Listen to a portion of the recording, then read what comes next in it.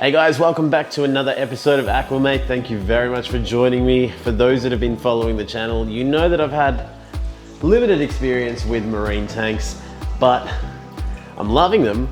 It's just been causing a few little issues, and you've all given me a bit of advice. I've managed to fix it. I've cleaned it up. I've gotten rid of all that hair algae. So stick around and I'll show you how.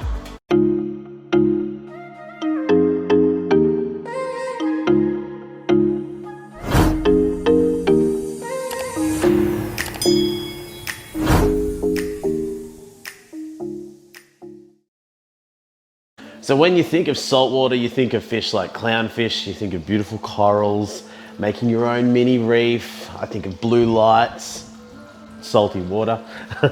The one thing I didn't think of was brown wavy hair algae covering everything. The hair algae was a real pain in the butt. It just kept growing. I've got so much advice and different things I should be doing. I need to test this, I need to test that. I tried removing it on my own and to no avail. So I found a method that will remove the hair algae quicker than India's gonna get Australia out in this Boxing Day test. The other day I visited our friends down at Lifestyle Aquariums and Reptiles in Bundoora on Grimshaw Street, and we had a long, lengthy chat about how we could get rid of the algae. A couple of my favorite ideas that were thrown up were to get a lawnmower blenny to try and get in control of all of the algae, some cleaner shrimp, but I have a pistol shrimp, or at least I think I've got a pistol shrimp. I'm starting to doubt that because I haven't seen him for a while and the algae's growing over everything that I have a feeling something might have happened to him. The other really cool ideas were to get a yellow tang or a fox face and just get a juvenile one so it's nice and small that like to snack on that sort of thing, knowing full well that within a year's time I'd probably be looking to rehome the fish. So they gave me a whole bunch of ideas and I settled on this. Phosphorex. Effectively, they've told me to don't be lazy with the water changes, make sure we're cleaning out the sump and use some of this to get on top of the phosphates. It won't damage the fish or the corals, but it gets on top of the hair algae. We discussed it and said don't go pulling it all out because every time you pull a clump off, bits of it fall off and it gives it a new chance to grow.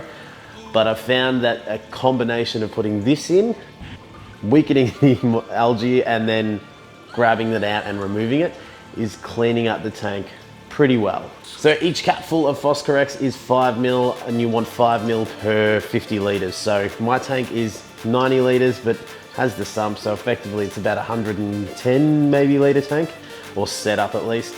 So I've just been doing 2 capfuls to play it safe. Recommended every second day. I hate the hair algae, so I was using it every day.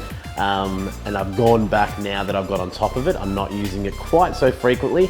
There is one coral that has changed its the way it's looking since I put it in, so I want to make sure I'm not doing the wrong thing by that. I'm really happy I got this stuff because they're starting to enjoy that tank again. I had neighbours and friends come over and say, hey, that marine tank was my favourite when you first put it in here, but it's starting to look a bit yuck. I agree with them, and it's sort of giving me a renewed love for the fish tank or the saltwater tank, so that I can now try and maintain and look after this tank properly, and then that will give me the freedom and the confidence to move forward getting new fish or getting new corals. Another really cool thing is we did redesign the lid on top of there. Still some kinks to work out, but that's the whole idea of trying to create a brand new product. It looks awesome, but we've just got to try 1 or 2 more things, and because of the whole closing down over Boxing Day and Christmas and everything, I probably won't be able to try it for another week or 2. So I hope this has helped a bunch of you guys out. If you're having a hair algae problem in your marine tank, give this stuff a try. If you're a freshwater person and you're having a hair algae problem, never fear, I've got a problem over here.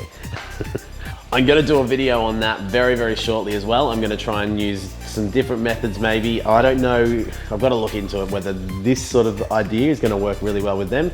We have an awesome bed of Monte Carlo in that tank, so very, very scared of putting anything in that's going to affect the Monte Carlo, but I've got to get rid of that green hair algae. If you're new and you're one of the 86% of people that watch my videos but you haven't hit the subscribe button yet, make sure you do and ring the bell and hit the like button, do all that stuff.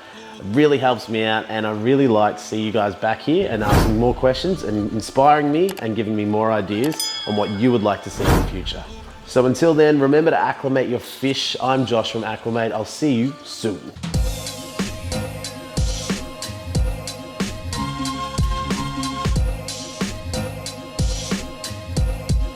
What a wonderful world.